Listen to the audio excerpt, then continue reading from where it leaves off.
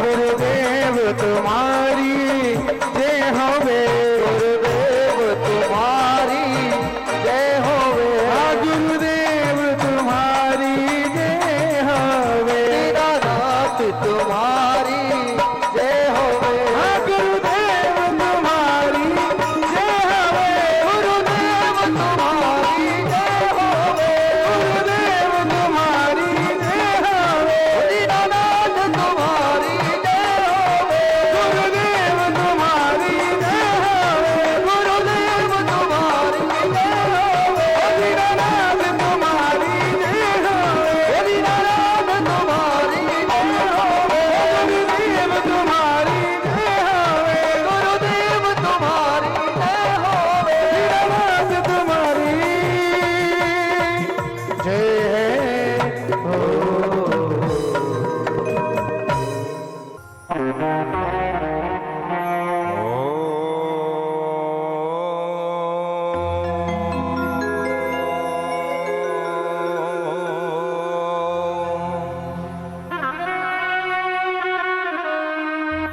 स्वस्ति श्री गणेशाय नमः।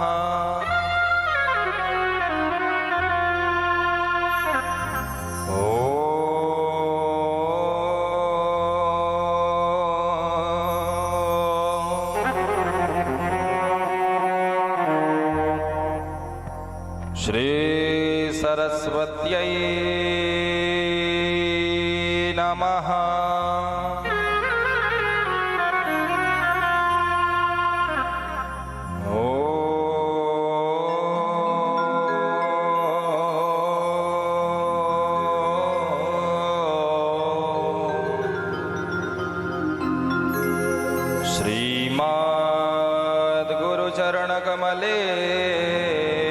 श्रीमद्गुरुचरणकमलेभ्यो नमः।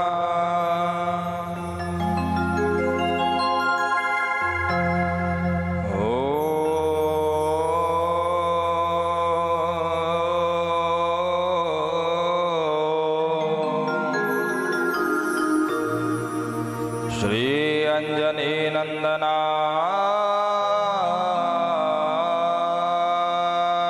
नमः।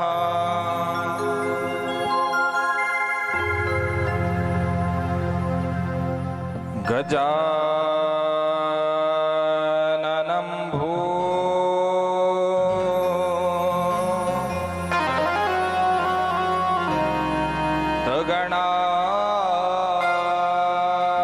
भूतगणाधिसेवितं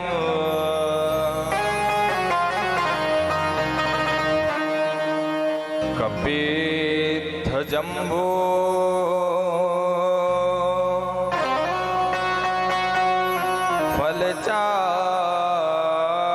फलचारुभक्षणम्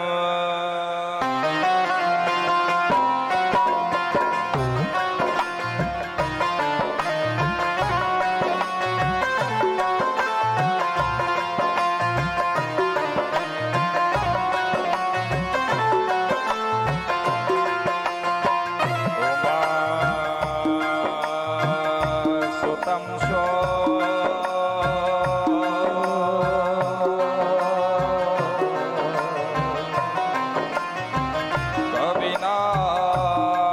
कविनाशकारकम्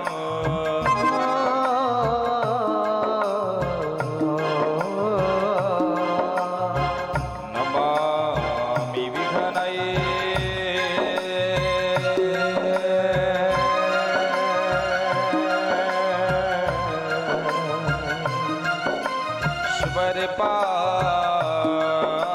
श्वरपादपङ्कजम्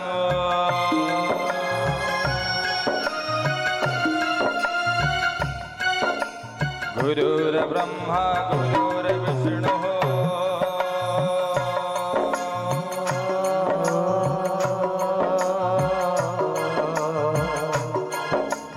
गुरुर्देवो महेश्वरः गुरुर्देवो महेश्वरा, गुरुर्देवो महेश्वरा, गुरुः साक्षात् परब्रह्मा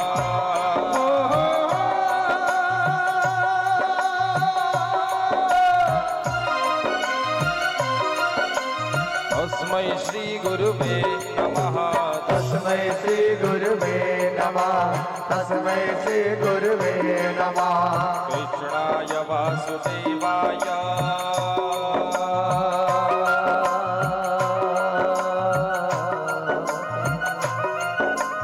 हरये परमात्मने हरे परमात्मने हरे परमात्मने प्रणतः क्लेशनाशाय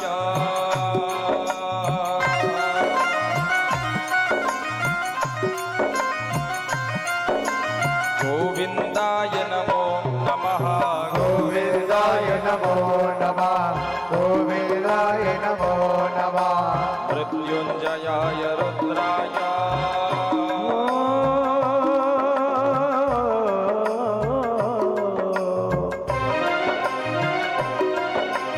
नीलकण्ठाय शम्भवे नीलकण्ठाय शम्भवे नीलकण्ठाय शम्भवे अमृतशाय सर्वाय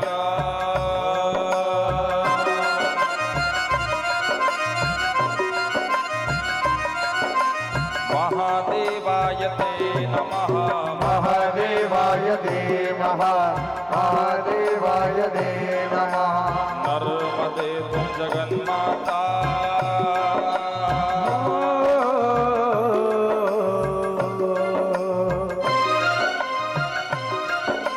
नर्मदे त्वं जगत्पिता नर्मदे त्वं जगत्पिता नर्मदे त्वं जगत्पिता नर्मदे त्वं जगद्धात्री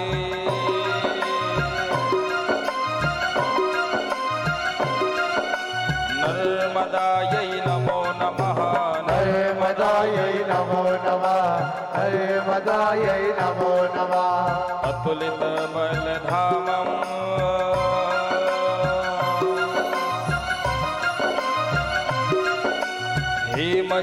हेमशैलाभदेहं हेमशैलावदेहं हेमशैलावदेहं तनुजवन कृशानम्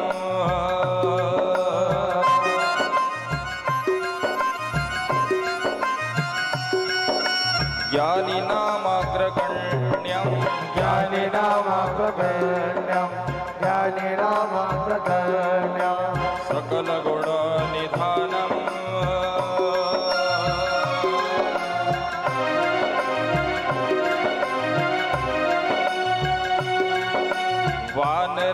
वानराणामधीशं वानराणामधीशं वानराणामधीशं रघुपति प्रिय भक्तम्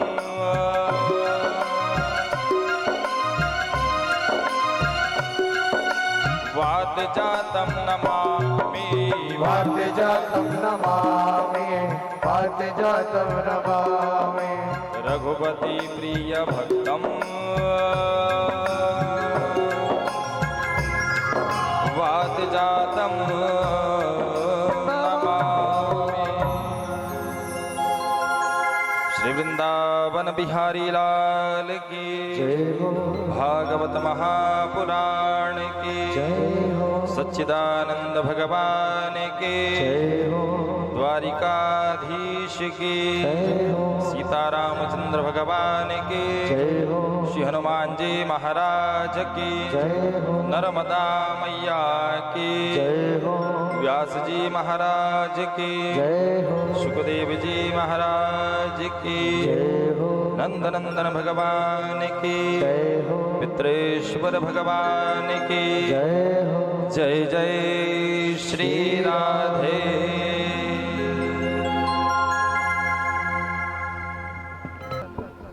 आइए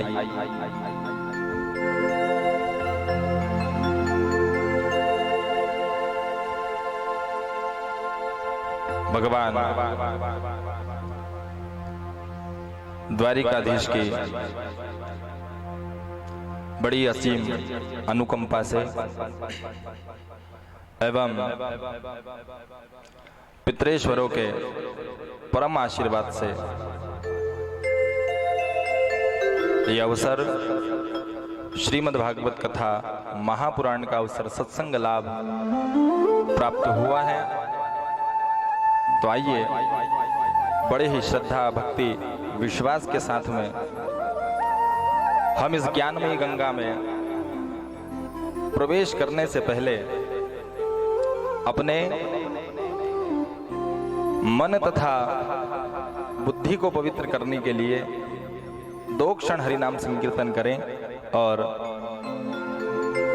फिर हम लोग इस ज्ञानमयी गंगा में प्रवेश करेंगे। तो आइए सभी भक्तों से, सभी कथानुरागी बंधुओं से, सत्संगी बंधुओं से निवेदन है कि भगवान द्वारिकाधीश का स्मरण करके हम लोग इस ज्ञानमयी गंगा में आज प्रवेश करें। बोले द्वारिकाधीश की जय हो। द्वारिकारो नाथ मारो राजा रण छोड़ छे, एने मनी माया लगानी रे। गुजराती में द्वारिकारो नाथ मारो राजा रण छोड़ छे, एने मनी माया लगानी रे। द्वारिकारो नाथ मारो राजा रण छोड़ छे, एने मनी माया लगानी रे। ओ द्वारिकारोधीश मारो राजा रण छोड़ छे, एने मनी माया लगानी रे। ओ द्वारिकारो नाथ मारो राजा रण छोड़ छे, एने मनी माया लगानी रे। एने मनी माया लगानी मारा बाला, एने मनी माया लगाई मारा बाला। ओ एने मनी माया लगानी मारा बाला। एने मनी माया लगाई मारा बाला। ओ तमे मनी माया लगानी रे, तमे मनी माया लगानी रे।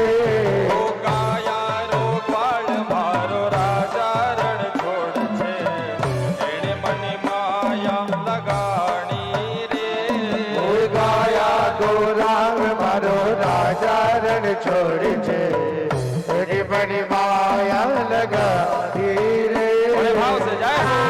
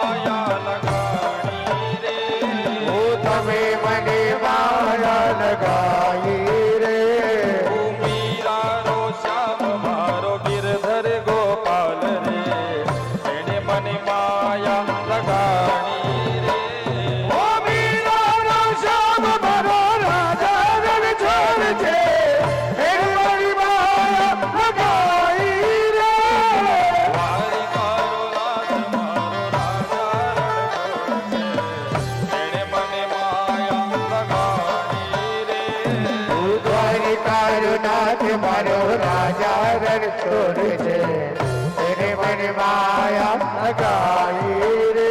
राधे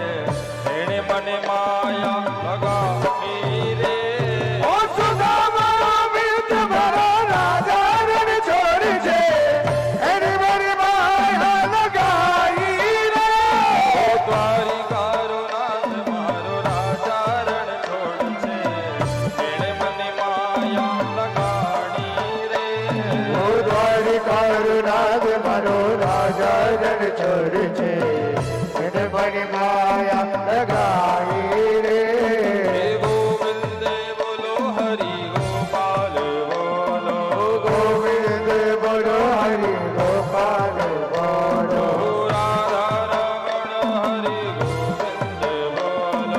રાધા રમણ હરિ ગોવિંદ બોલો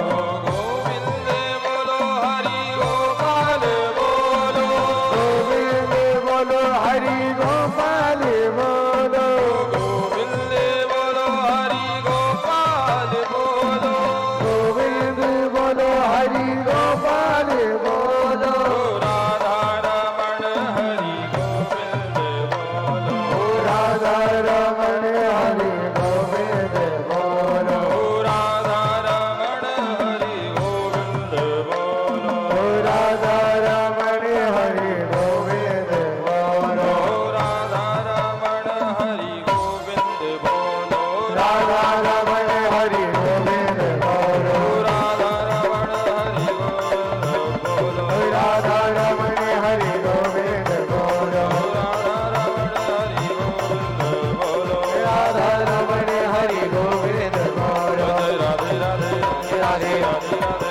जय जय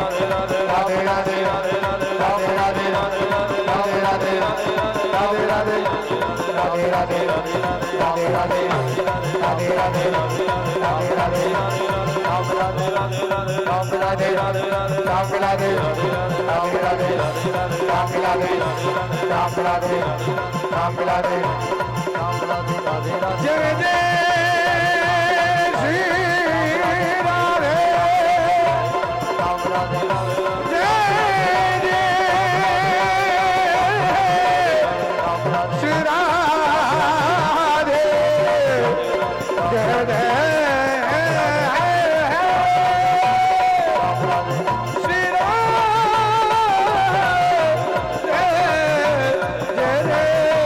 श्री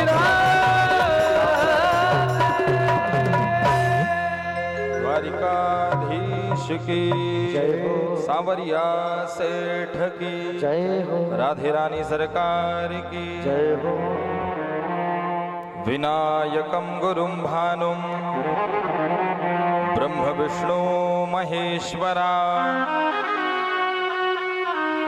सरस्वतीं प्रणम्यादौ सर्वकार्यार्थसिद्धये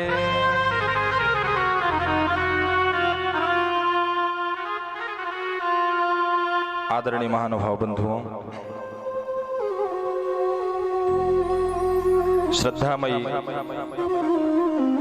मातृशक्तियां,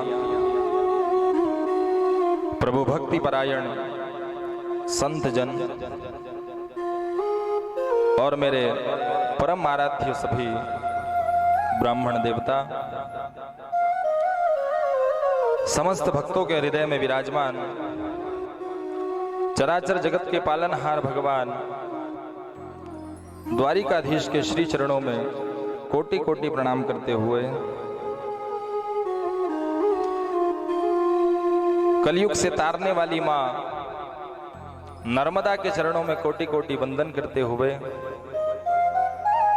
पूज्य गुरुदेव के चरणों का स्मरण करते हुए श्री हनुमान जी महाराज के चरणों में कोटि कोटि वंदन करते हुए प्रणाम करते हुए आज हम लोग इस ज्ञानमयी गंगा के प्रथम सत्र में प्रवेश करने जा रहे हैं। बड़ा ही सौभाग्य है आपका और हमारा, और विशेषकर पटेल परिवार का जो इस आयोजन के आयोजक हैं। ये आयोजन स्वर्गीय श्री हरिप्रसाद जी पटेल साहब की स्मृति, पावन स्मृति में आयोजित किया जा रहा है पटेल परिवार की ओर से। मन में बड़ा खेद है क्योंकि मुझे पटेल साहब ने ही आमंत्रित कर रखा था लगभग साल भर, 1.5 साल पहले। कि आपको एक बार कथा सुनानी है और इसी ग्राउंड में और इसी जगह पे आपको एक बार कथा और सुनानी है। फिर अभी कुछ समय पहले अस्वस्थ हुए, मैं देखने भी आया, उस समय भी यही चर्चा हुई थी। और देखिए सौभाग्य ऐसा रहा, और ये सब चीज देखिए, वैसे तो ये मृत्यु लोक है, यहाँ जाना सभी का निश्चित है। आज कोई गया, कल कोई जाएगा, परसों कोई जाएगा, और किसी एक दिन हमारा भी निश्चित है, हमारा भी समय, हमारा भी स्थान और हमारा भी दिन निश्चित है, फिक्स है, सभी को जाना है। क्योंकि आपसे कोई पूछे कहाँ रहते हो, आप कहोगे रहमानपुरा रहते हैं, ये आपके गांव का नाम है, आपकी पहचान है, लेकिन वास्तव में हम रहते हैं मृत्यु लोक में है। जहां हम रहते हैं इसका नाम ही मृत्यु लोक है। तो यहाँ चाहे जीवन में कुछ हो ना हो, लेकिन मृत्यु सभी की अटल सत्य है। आपको हमको सभी को जाना है। लेकिन दुख इस बात का है कि कभी कभी कोई अच्छे व्यक्ति जब ज्यादा जल्दी कर जाते हैं, ऐसे कहते हैं ना गांव में बुजुर्ग लोग कि अच्छे की जगह यहाँ है तो अच्छे की जगह वहां भी है। तो ऐसे निर्मल स्वभाव के, पवित्र मन के हमारे जो पटेल साहब थे, जो आज हमारे बीच में नहीं है, लेकिन आज उन्हीं की प्रेरणा से, वो सशरीर हमारे बीच में चाहे नहीं है, लेकिन किसी ना किसी माध्यम से वो हमारे बीच में ही है, तभी जाकर के इतनी बड़ी व्यवस्था लग करके वो आयोजन ही आयोजित हो रहा है, उन्हीं की प्रेरणा है ये। तो आइए, मैं सबसे पहले आप सभी लोगों से निवेदन करूंगा कि 2 मिनट का यहीं से वो जहां भी हो, जिस लोक में हो, और वैसे तो अभी आपने अंदर आप दर्शन करना, मूल पाठ का अंदर वाचन चल रहा है, सभी देवी देवताओं का पूजन हुआ, पितरेश्वरों के लिए पाटा लगा है। अभी तो आवाहन करने से देवी देवता भी पधारते हैं और पितृलोक भी पधारते हैं। अभी तो वो वायु रूप में हमारे बीच में ही है। तो 2 क्षण सभी 1-2 मिनट के लिए अपने नेत्र बंद करके श्रद्धा सुमन अर्पण करेंगे सभी पटेल साहब के लिए, कि आप जहां भी हैं, जिस स्थिति में भी हैं और जिस लोक में हैं, या आप हमारे आसपास में हैं, भगवान आपके ऊपर खूब कृपा करे और आपके लिए, आपकी स्मृति में जो ये महापुराण का आयोजन यहाँ कराया जा रहा है, इस पुराण से आपकी सद्गति हो और भगवान द्वारिकाधीश की चरण सन्निधि आपको प्राप्त हो जाए। इस तरह का मन में भाव रखते हुए 2 मिनट के लिए सभी अपने नेत्र बंद करेंगे और श्रद्धा सुमन अर्पित करेंगे। श्री भागवत महापुराण की, नंद नंदन भगवान की जय हो। तो वो आज यदि हमारे बीच में होते तो हो सकता है कि इस आयोजन का उत्साह और भी कहीं ज्यादा होता। वैसे भी बहुत उत्साह से आयोजन, सारी व्यवस्थाओं से बहुत बढ़िया, सब कुछ बहुत अच्छा हो रहा है, लेकिन वो शायद हमारे बीच में बैठे होते तो ये उत्साह और न जाने कहाँ 7वें आसमान पर रहता। ठीक है, लेकिन जैसे ठाकुर जी की इच्छा, इनके आगे किसी की नहीं चलती है, क्योंकि जीवन मरण, हानि लाभ, जीवन मरण, यश और अपयश, भगवान ने हमको सब कुछ प्रदान कर दिया, लेकिन भगवान ने विचार किया कि सब इनको ही दे दिया तो मेरा क्या होगा, मेरे तरफ देखेंगे ही नहीं। तो भगवान ने उस रिमोट की 6 बटन अपने हाथ में रख ली। हानि लाभ, जीवन मरण, यश और अपयश, ये 6 चीज भगवान के हाथ में होती है। तो ये हमारे हाथ में भी नहीं है। तो जैसी ठाकुर जी की इच्छा, जैसा और जो होता है सब अच्छे के लिए होता है। तो आइए हम लोग भगवान आनंद कंद की कथा में प्रवेश करें और इस आयोजन के जो आयोजक परम आदरणीय मीणा समाज के गौरव गणपत जी पटेल साहब, पूर्व विधायक, वो भी हमारे बीच में उपस्थित हैं। सुनील जी पटेल साहब और मंडल अध्यक्ष और वर्तमान सरपंच साहब अनिल जी पटेल, छोटे भाई अश्विन भैया एवं समस्त पटेल परिवार, सभी को व्यासपीठ से भूरी भूरी धन्यवाद। और भगवान नारायण खूब कृपा करे आप लोगों के ऊपर, जो इतना सुंदर आपने विचार किया, ये हर किसी के भाग्य में नहीं है और ना हर किसी से हो पाता है। देखिए, कथा भागवत सब खूब हो रहे हैं, जहां देखो वहां हो रहे हैं। और कल ही आप लोगों ने, कल ही विश्राम हुआ, एक तो है ना, यज्ञ भी चल रहा था, कथा भी हो रही थी, लेकिन ये हर किसी के भाग्य में नहीं होती है। जहाँ जमता है, जहाँ भगवान को समझ में आता है, कई जन्मों के जब पुण्यों का उदय होता है, जन्मांतरे भवेत पुण्यम तदा भागवतम लभेत, एक जन्म के नहीं जन्म जन्मांतर के जब पुण्यों का उदय होता है तब जाकर के कहीं श्रीमद् भागवत सत्संग प्राप्त हो पाता है। न जाने कितने जन्मों का पुण्य लगा तब जाकर के आप इस पांडाल में आकर के बैठे। और मैं धन्यवाद दूंगा पटेल परिवार को जो इतना बढ़िया सुविचार किया।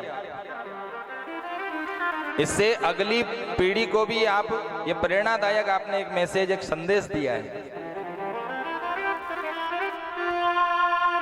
कि जिन व्यक्ति ने पूरा जीवन लगा दिया, अपनी मेहनत की, मेहनत करके इतना बड़ा सब तदबा खड़ा किया है, और जाने के बाद यदि कोई इच्छा प्रकट ना करे, याद भी ना करे, स्मृति में कोई काम भी ना कराए, और स्मृति में काम भी कराया तो भागवत कथा का जो स्वर्णिम अक्षरों से इतिहास में लिखा जाएगा, ये कोई छोटी बात नहीं है। द्वारिकाधीश की जय हो। तो ये बड़ा ही दिव्य और अद्भुत आयोजन यहाँ पटेल परिवार के द्वारा आयोजित हो रहा है पूज्य पटेल साहब के पावन स्मृति में। और हमारे बीच में परम पूज्य गुरुदेव इकलेरा से हमारे बीच में पधारे हैं दीनदयाल जी, सरनेम भूल रहा हूँ, परसाई जी, आपको यही व्यासपीठ से कोटि कोटि प्रणाम है, आपके चरणों में आशीर्वाद बना रहे। और जितने भी भक्त भगवान के भक्त यहाँ पधारे हैं, क्योंकि कथा के पांडाल में भगवान के भक्तों की एंट्री है, भगवान के भक्त ही यहाँ आ सकते हैं। जिनके मन में जरा सी भी भगवान के लिए इच्छा हो उन्हीं के लिए यहाँ स्थान तय होता है। तो जितने भी भक्त यहाँ विराजमान हैं, सिया राम मैं सब जग जानी, करहूँ प्रणाम जोरि जुग पानी, सभी के हृदय में विराजमान भगवान रामचंद्र के श्री चरणों में कोटि कोटि वंदन करते हुए, प्रणाम करते हुए जन्मांतरे भवेत पुण्यम तदा भागवतम लभेत, जब कई जन्मों के पुण्यों का उदय होता है तब जाकर के श्रीमद् भागवत कथा सत्संग लाभ प्राप्त हो पाता है। तो आज बड़ा ही सौभाग्य है आपका, हमारा सबका, जो लोग श्रवण करने पधारे हैं, जो ग्रामीण लोग हैं, गांव के लोग हैं, गांव के जो नागरिक हैं। पटेल परिवार का तो सौभाग्य है ही, लेकिन साथ में हमारा भी है, क्योंकि ऐसे आयोजन दुर्लभ है।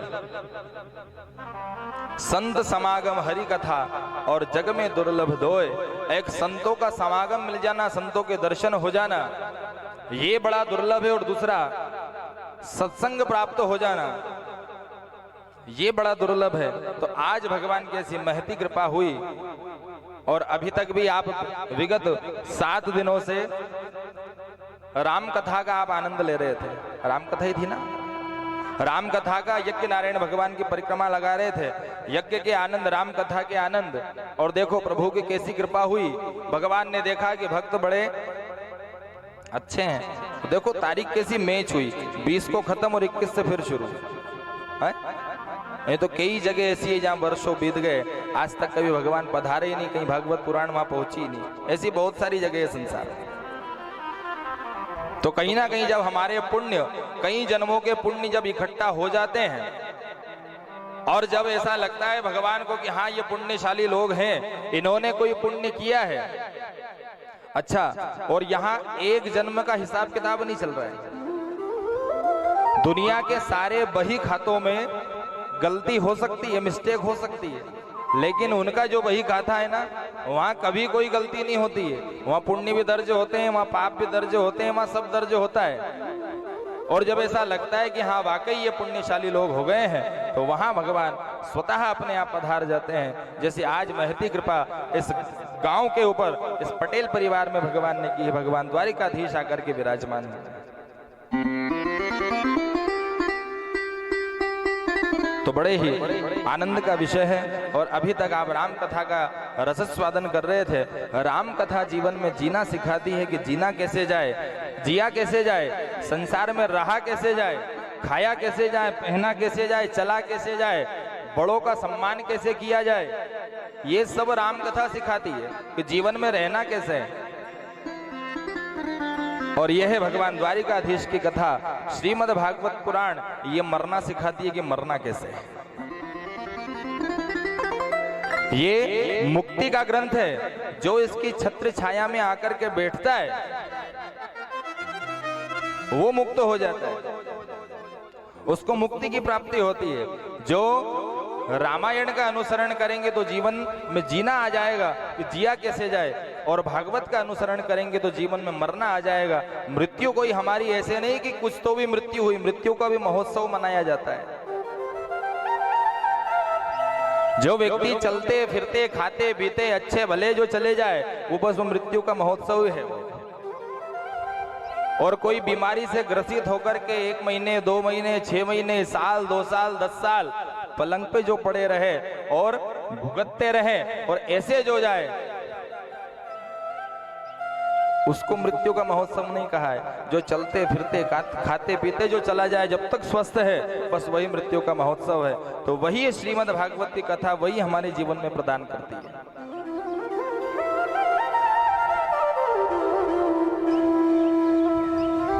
तो आइए विलंब ना करते हुए, क्योंकि आज पहला दिन है कथा का, पहले दिन में वैसे ही विलंब हो ही जाता है, तो आइए हम सीधे सीधे कथा में प्रवेश करें।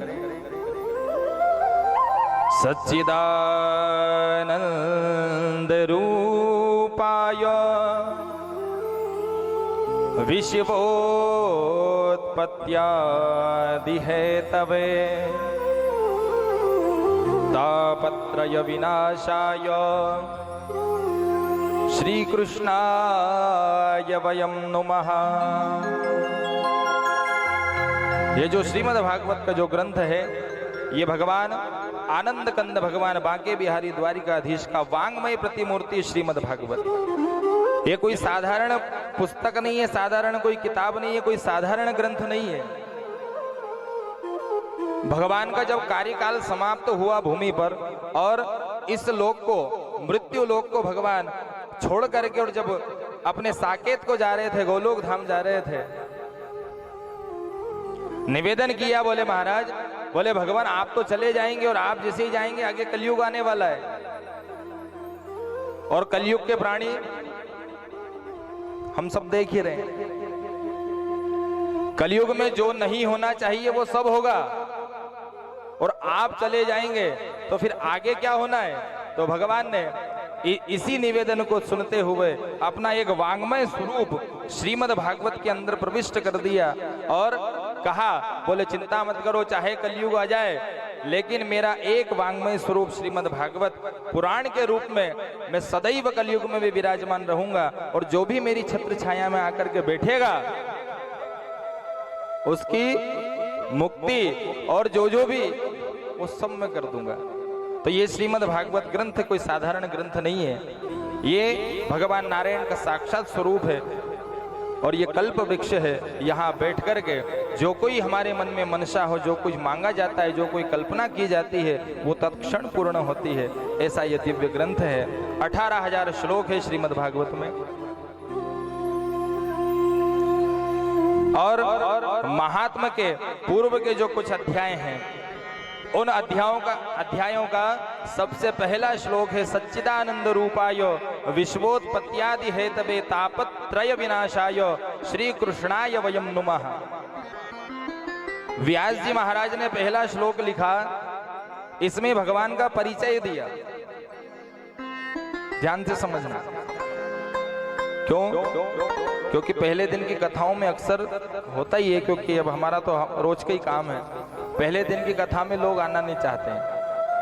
क्यों? आज पहली दिन की कथा है, लगी जुगी व्यवस्था रहेगी, थोड़ी बहुत कथा होगी, ऐसे करके आ नहीं पाते हैं। लेकिन पहले दिन का महात्म्य यदि कथा का नहीं सुना, पहले दिन कथा में यदि आकर के नहीं बैठे, तो अगले 6 दिन की कथा को समझना थोड़ा मुश्किल रहता है फिर, क्योंकि पहले दिन महात्मा की कथा है, भगवान से परिचय होता है।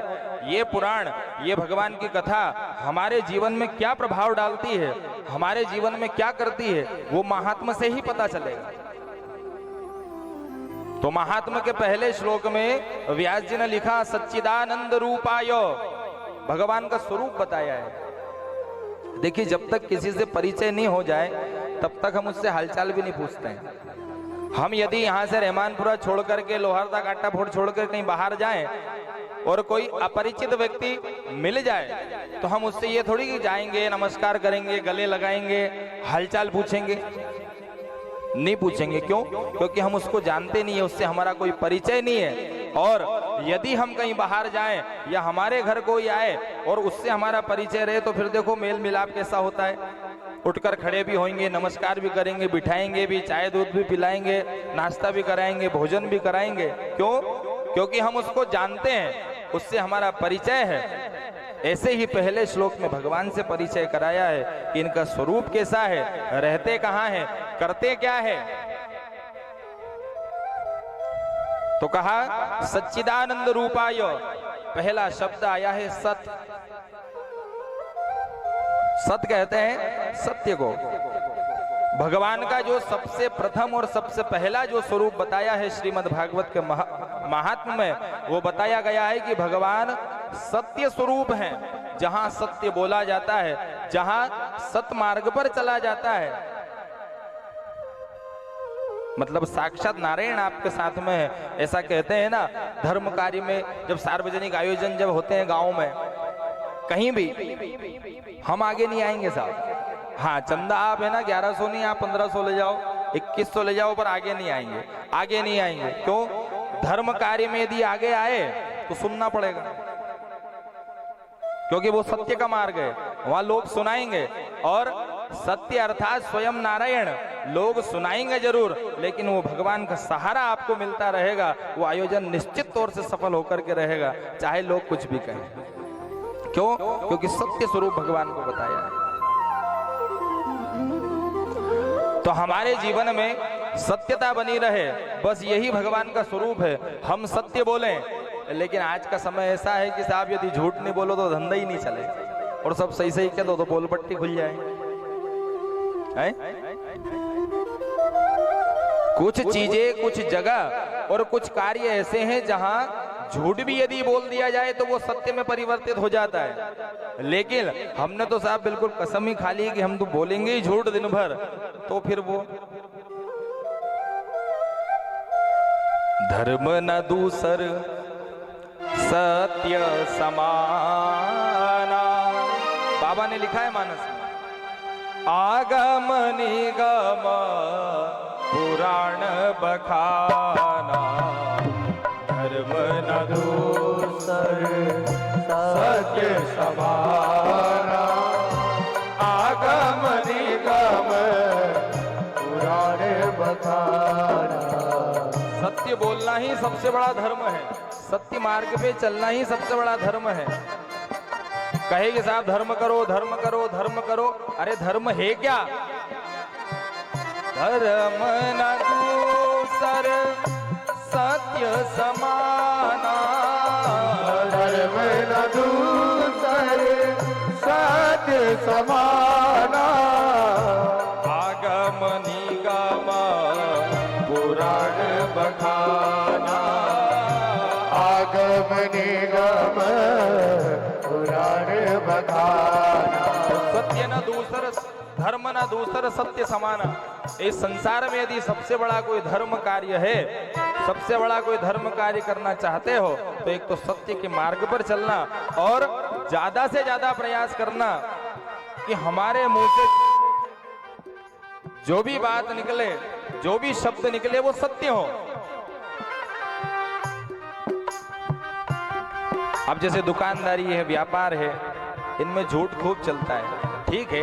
ये व्यापार वाला जो क्षेत्र है, इसमें यदि थोड़ा बहुत झूठ बोल दिया जाए तो उसमें इतना कोई दोष नहीं है। लेकिन साहब वो तो खूब ही झूठ बोलो है। कपड़े वाले के हम जाते हैं ना, साड़ी कितने की? 2000 की। वो आते आते हमको 1000 में देते, मतलब कितनी झूठ बोलती, डबल। तो इतनी भी नहीं बोलनी है। 1000 रुपए में आपकी दुकान में आई है तो आप ज्यादा से ज्यादा 1200 रुपए ले लो, तो जहां तक माफ है। पर यदि ज्यादा ही झूठ बोलो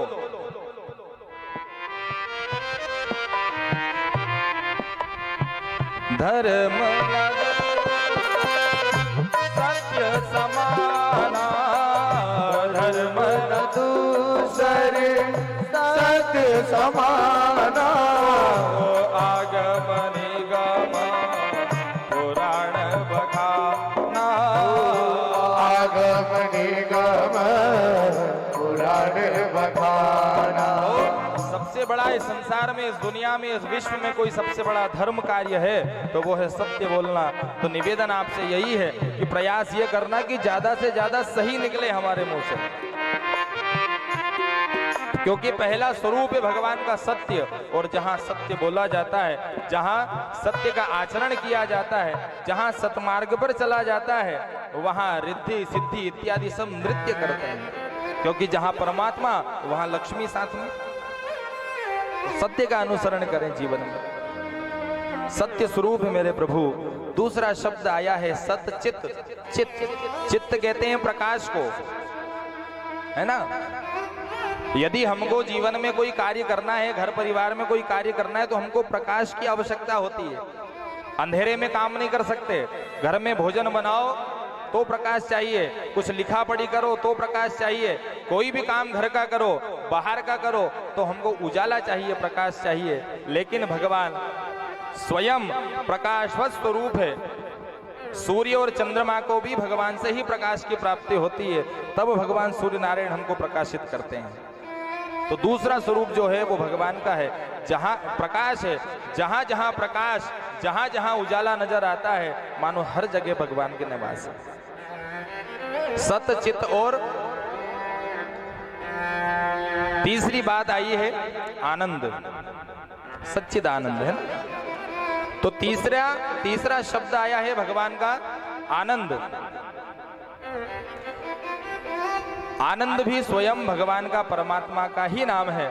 और इस संसार में ऐसा कोई नाम नहीं है जिसका उल्टा नहीं हो सकता, लेकिन एक आनंद ही एक ऐसा है जिसका उल्टा नहीं किया जा सकता।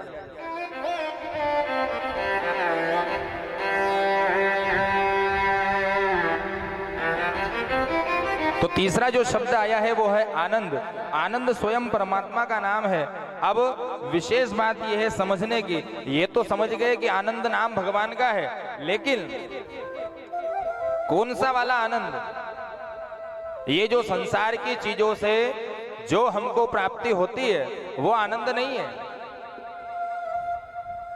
यदि हमको बढ़िया भोजन करा दिया जाए साहब, ओहो हो, बढ़िया दाल बाफले लड्डू खा लो, और फिर पूछा जाए क्यों कैसा लगा, अरे आनंद आ गया। एयर कंडीशन में रखा जाए आपको, एयर कंडीशन कार में घुमाया जाए, पूछा जाए कैसा लगा, अरे आनंद आ गया। ये वास्तव में ये आनंद नहीं है। इसको हम मजा कह सकते हैं कि अच्छा भोजन करके मजा आ गया, अच्छी गाड़ी में घूमकर मजा आ गया, अच्छे घर में रह करके मजा आ गया। आनंद नहीं कह सकते, क्योंकि संसार की कोई वस्तु, कोई चीज ऐसी नहीं है जिसके अंदर आनंद हो। आनंद की अनुभूति तो कहीं कथा के पंडाल में होती है, कहीं भगवान के मंदिर में होती है, कहीं ठाकुर जी के चरणों के सन्निकट होती है। यहाँ पंडाल में बैठ करके यदि आपका हृदय गदगद हो जाए, मन आपका प्रसन्न हो जाए, तो समझ लेना कि आपको आनंद आ गया। वो दिखने वाली चीज नहीं है, वो अंदर से प्रफुल्लित होता है बस, और आता भगवान के सन्निकट ही है बस, और कहीं आता भी नहीं है।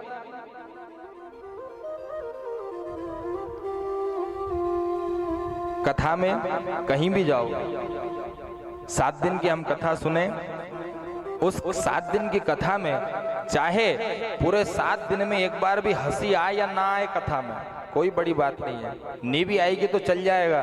लेकिन स्वतः बैठे बैठे और कथा सुनते सुनते यदि आंखों से यदि एक आंसू भी यदि निकल जाए, तो समझ लेना कि भगवान का प्रवेश आपके अंदर हो गया। बस वही आनंद है, आनंद के आंसू यदि बाहर आ जाए। लेकिन उसके लिए एकाग्र चित्त होना जरूरी है। एकाग्र चित्त से हम कथा श्रवण की जाए, एक स्थान पर बैठ करके कथा श्रवण की जाए। अब आज के दिन के अंतिम में कुछ कथा के नियम बताए जाएंगे, उस नियम से यदि कथा का रस स्वादन किया जाए तो बराबर भगवान की प्राप्ति होती है। और भगवान का नाम आनंद है और आनंद के सागर में मेरे भगवान निवास करते हैं। बहुत बड़ा समुद्र है जो आनंद का सागर जिसको कहा जाता है, और भगवान ने क्या किया, उस समुद्र के अंदर अपनी एक उंगली को डुबोया और वहीं से ऐसा प्रोक्षण कर दिया, एक छींटा मार दिया। उस एक बूंद आनंद का हम सब लोग आनंद ले रहे हैं। ये जो कथा भागवत यज्ञ यागादि में जो हमको आनंद प्राप्त होता है, ये मात्र एक बूंद आनंद का ये आनंद है। कहाँ निवास करते हैं भगवान? जो आनंद सिंधु सुख राशि स्वीकरते त्रय लोक सुपाशी। जो आनंद सिंधु सुख राशि सीकर से लोग उपासी। जो आनंद सिंधु सुख राशि, बाबा ने लिखा मानस में कि भगवान आनंद के सिंधु, सिंधु अर्थात सागर, सागर में निवास करते हैं और सीकरते, एक उंगली को डुबाया और संसार के ऊपर ऐसा छींटा मार दिया। सीकरते त्रैलोक के सुपासी, उस एक बूंद का पूरी त्रिलोकी आनंद ले रही है। अब विचार करिए कि उस एक बूंद में इतना आनंद है, तो भगवान के चरणों के सन्निकट यदि हम पहुंच जाएं तो वहां कितना आनंद होगा। जो आनंद सिंधु सुख राशि, जो आनंद सिंधु सुख राशि करते लोक सुपासी। से लोक सुपासी। भगवान आनंद के सिंधु में विराजमान है और एक बूंद में इतना आनंद है, तो अब हम सभी लोग 7 दिनों के लिए भगवान के चरणों के सन्निकट रहेंगे। आप देखना, स्वतः धीरे धीरे अपने आप आनंद बढ़ता जाएगा। और कथा में आनंद आना, ये ना तो कोई आप लोगों का कोई प्रभाव है, ना हमारा कोई प्रभाव है।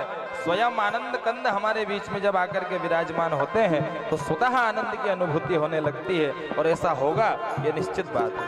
जैसे जैसे हम प्रसंगों में, कथाओं में आगे बढ़ते चले जाएंगे, वैसे वैसे स्वतः हमारा आनंद भी बढ़ता चला जाएगा। और जिनकी पावन स्मृति में आयोजन हो रहा है, उनको भी इस कथा का रस स्वादन करके, इस कथा का श्रवण पान करके, उनको भी भगवान की तरफ से कोई विशेष लोक में उनको स्थान प्रदान किया जाएगा। हम तो भगवान से निवेदन करें कि हे प्रभु, जिनकी स्मृति में आयोजन हो रहा है उनको कोई लोक प्रदान मत करना, उनको तो आपके चरणों का सन्निकट प्रदान कर देना, उनको तो सीधा वैकुंठ और साकेत प्रदान कर देना। क्योंकि साकेत की, वैकुंठ की ऐसी व्यवस्था है कि एक बार यदि कोई वहां पहुंच जाए तो वो फिर ये 84 लाख वाला जो चक्कर है ना, ये फिर बंद हो जाता है। एक बार यदि कोई पुण्य कार्य करके, अच्छे काम करके, या उनके निमित्त कोई अच्छा काम करा करके यदि कोई वैकुंठवासी यदि बन जाए, तो उसका फिर ये 84 लाख योनियों का चक्कर समाप्त हो जाता है। वो हमेशा के लिए भगवान के चरणों के सन्निकट पहुंच जाता है। तो ऐसे मेरे प्रभु, जिनका नाम है आनंद, सत चित्त आनंद, सच्चिदानंद रूपाय, ऐसा मेरे भगवान का रूप है। और विश्वोत्पत्ति आदि हेतवे, इस विश्व की उत्पत्ति करने वाले भगवान है, इस विश्व का पालन करने वाले भगवान है, और अंत में इस विश्व को समाप्त कर देने वाले भी मेरे भगवान है। सृष्टि की रचना भी करते हैं और भोजन भी प्रदान करते हैं। ये जो हम खा रहे हैं, बढ़िया चकाचक आनंद ले रहे हैं, खूब दोनों समय खूब भोजन मिल रहा है। हम यदि कहें ये तो मैं कर रहा हूँ, मैं कर रहा हूँ, मैं कमा रहा हूँ, मैं खेती कर रहा हूँ, मैं व्यापार कर रहा हूँ, मैं ऐसा कर रहा हूँ, आप नहीं थे तब भी चल रहा था, आप हो तो भी चल रहा है, और आप नहीं रहोगे तो भी चलता ही रहेगा।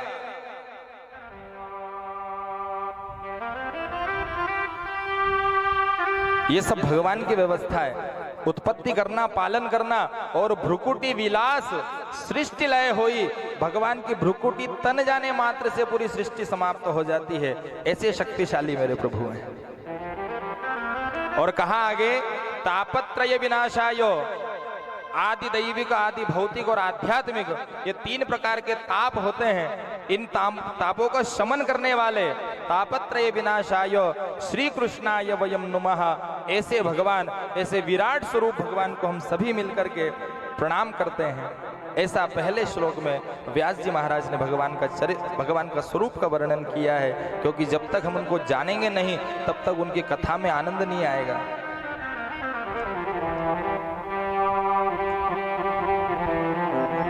तो निवेदन यही है व्यासपीठ से कि हमको जीवन में ऐसा अवसर मिला है, जिनकी स्मृति में हो रही है उनका तो कल्याण होना ही है। जो लोग आयोजक हैं, आयोजक परिवार जो है, उनका भी कल्याण सुनिश्चित है, क्योंकि ऐसे अवसर सौभाग्य से प्राप्त हो पाते हैं। लेकिन इनके माध्यम से जो आप हमको जो व्यवस्था मिली है, तो कहीं ना कहीं हमारा भी कल्याण इसमें निश्चित है।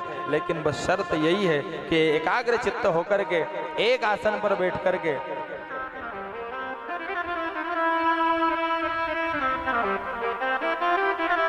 इस कथा का प्रभाव है, ये निश्चित मुक्त करती है। श्रीमद् भागवत की कथा के शरण में जाने से हमारी मुक्ति निश्चित हो जाती है। और एक और मजे की बात कि केवल हम जीवित हैं तब तक ही हमारी मुक्ति होगी इस ग्रंथ से, ऐसा भी नहीं है। और हम मनुष्य हैं तो हमारी इससे मुक्ति होगी, ऐसा भी नहीं है। आज या आप महात्मा में सुनोगे कि इस कथा को कोई जीव जंतु भी यदि सुने, कीड़े मकोड़े के भी यदि कानों में जाकर के ये शब्द पढ़े, उनका भी कल्याण निश्चित है। और यहां तक की बात नहीं रुकी, मरने के बाद यदि कोई किसी भी योनि में चला जाए, वो चाहे कोई भूत प्रेत पिशाच क्यों ना बन जाए, उसके निमित्त भी यदि कथा करा दी जाए और उसको भी यदि आमंत्रित करके कथा सुना दी जाए, तो उसकी वो प्रेत योनि से भी मुक्ति हो जाती है। ऐसा प्रभाव है इस ग्रंथ का। तो ऐसा दिव्य अमृत आज हमको प्राप्त हुआ है, और जो स्वर्ग के देवताओं को भी दुर्लभ है। ये स्वर्ग में भी ये व्यवस्था नहीं है। ये भी आज ये आप सुनोगे कथा महात्मा, वो आज हमको प्राप्त हुआ है। आज यहाँ कथा चल रही है। अच्छा, यहाँ क्रम उल्टा है, क्योंकि हम संसारी है ना, माया में फंसे हुए, उलझे हुए हैं। यहाँ जो मृत्यु लोक में जो रहता है, वो हमेशा यह चाहता है कि मरने के बाद मैं स्वर्ग में चला जाऊं, है ना। कोई ने आज तक विचार नहीं करा होगा कि मैं नरक में जाऊं, है। और यदि कोई कह भी दे कि भैया तुम्हारे काम बहुत उल्टे सीधे, नरक नहीं मिल जाए, तो भी नहीं माने कि नहीं मैं तो स्वर्ग में ही जाऊंगा, है ना। लेकिन हाँ, तो हम लोग तो चाहते हैं यहाँ से स्वर्ग में जाना, और स्वर्ग में जो रहते हैं वो ये चाहते हैं कि हमको मृत्यु लोक मिल जाए। वो ये चाहते हैं और हम वो चाहते हैं।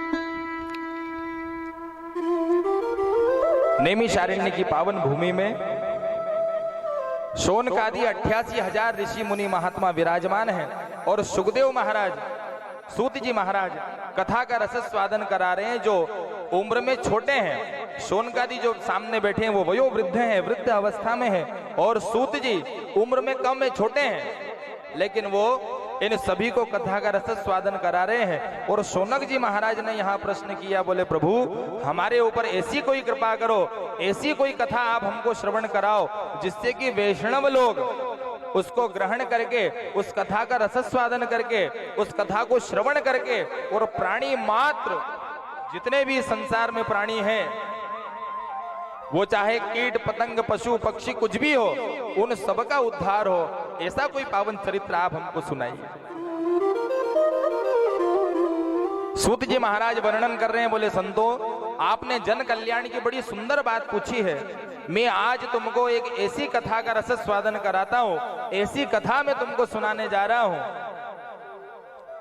जिस कथा के सन्निकट पहुंचने से, जिस कथा को श्रवण कर लेने से हमारा आत्म कल्याण हो सकता है और किसी का भी कल्याण हो सकता है।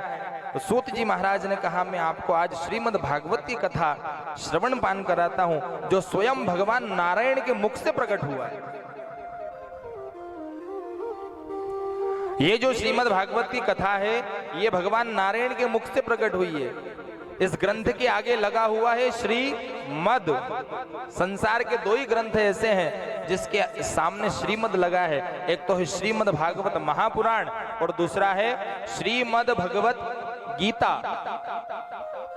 ये दोनों ग्रंथ ऐसे हैं जो भगवान स्वयं नारायण के मुख से प्रकट हुए हैं। अब ऐसे तो आज के समय में, जब आज के दौर के जब नए नए लेखक जब तैयार हुए, तो ऐसे आज तो बहुत सारे ग्रंथ देखने को मिलते हैं जिनके आगे श्रीमद लगा रहता है। लेकिन वास्तव में यदि देखा जाए तो ये दो ही ग्रंथ ऐसे हैं, एक तो श्रीमद भगवत गीता और एक श्रीमद भागवत महापुराण। तो वो श्रीमद जो शब्द लगा है उसका अर्थ यही है कि भगवान नारायण के मुख से प्रकट हुआ। और सूत जी वर्णन कर रहे हैं, नारायण के मुख से प्रकट हुआ तो सबसे पहले ब्रह्मा जी को सुनाया, और ब्रह्मा जी के द्वारा उनके मानस पुत्र 4 सनक, सनंदन, सनातन और सनत कुमार, इन चारों भाइयों को सुनाया गया। और कहा, बोले इन सनत कुमारों के द्वारा नारद जी को सुनाया गया। शौनक जी को ये बात गले नहीं उतरी। कहा, बोले महाराज आप कह रहे हैं कि नारायण के द्वारा ब्रह्मा को सुनाया, ठीक है, और ब्रह्मा जी के द्वारा सनत कुमारों को सुनाया, ये भी मान लिया, लेकिन नारद जी एक जगह कैसे बैठ गए 7 दिन? जो व्यक्ति 2 घटी से ज्यादा कहीं टिक नहीं सकता, उसने इस कथा को कैसे सुन लिया? नारद जी की स्थिति है कि वो 2 घड़ी से ज्यादा कहीं नहीं रुकते हैं।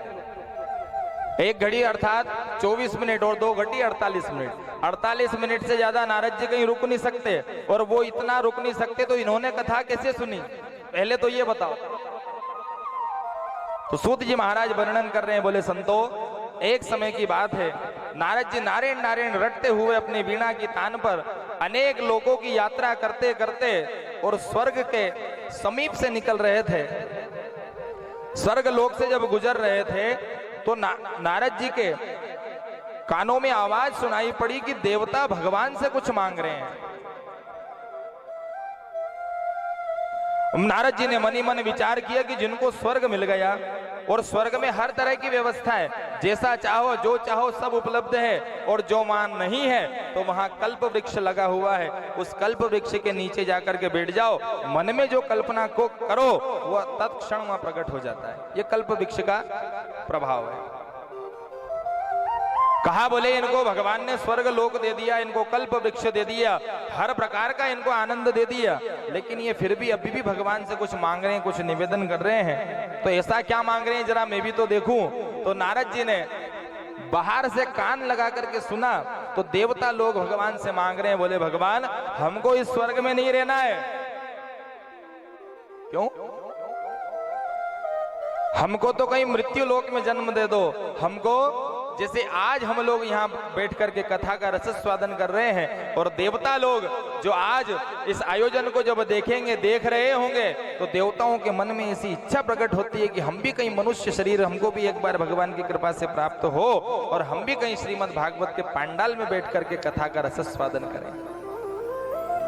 ये भागवत की बात है, बनावटी बात नहीं है। वो देवता यहाँ आना चाहते हैं। तो जब नारद जी ने कारण जाना कि ये देवता क्यों जाना चाहते हैं, तो स्वर्ग में हर प्रकार की व्यवस्था है, खूब ऐश्वर्य, खूब आनंद है, कल्प वृक्ष है, उसके नीचे बैठकर जो मांगो वो मिलता है, लेकिन उस कल्प वृक्ष में भी इतना सामर्थ्य नहीं है कि वहां जाकर के बैठ के मांग लो कि यहाँ कथा का पांडाल लग जाए और भगवान की कथा मिल जाए। वो कल्प वृक्ष भी प्रकट नहीं कर सकता है। बस ये वाली व्यवस्था मानी है। वहां ऐसा पांडाल लगा करके भगवान का सत्संग, भगवान का भजन, भगवान का कीर्तन, भगवान की कथा, ये वहां नहीं मिल पाता है, बाकी सब मिल जाता है। और देवता लोग भगवान के गुणानुगान गाना चाहते हैं, कथा सुनना चाहते हैं, तो इसलिए वो चाहते हैं कि हमको मृत्यु लोक में कहीं स्थान प्राप्त हो जाए। तो महाराज जब नारद जी ने सुना कि मृत्यु लोक में जाना चाहते हैं, मतलब मृत्यु लोक में कोई विशेष बात है, तो नारद के मन में इच्छा जागृत हुई, क्यों ना मृत्यु लोक में जाकर के देखा जाए कि ऐसा वहां क्या है जो देवता लोग मृत्यु लोक में जाना चाहते हैं।